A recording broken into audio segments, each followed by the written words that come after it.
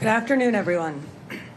The unsealing of today's indictment brings us one step closer to securing justice for Brian Thompson and his family and affirming the primacy of the rule of law in the city of New York. NYPD detectives worked tirelessly to piece this case together, and along the way, the Manhattan DA's office made sure we had every legal tool available to us.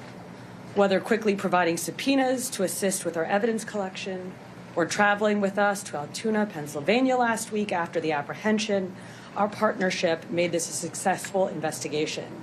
So I'd like to thank District Attorney Bragg and his team for their work in bringing this case forward. Part of that work included the relentless collection and analysis of surveillance video by our detectives, which ultimately produced a clear image of our suspect. That image was shared far and wide through the media, and thanks to an observant McDonald's customer and the employee who alerted the police, Mr. Mangione was quickly brought into custody. This outcome is why we always emphasize the critical role of the public in our public safety mission. So again, I want to thank everyone who saw something, said something, and did something. That is why we have a suspect in custody today. As DA Bragg said, Luigi Mangione is now formally charged and indicted for murder. And let me be perfectly clear.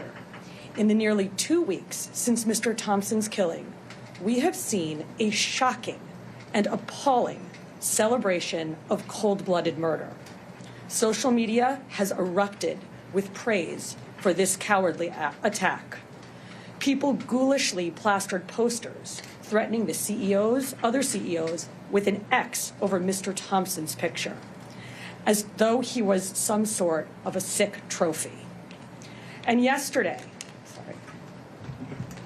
the New York Post reported that some extreme activists were circulating a deck of cards with other most wanted CEOs to be targeted for assassination.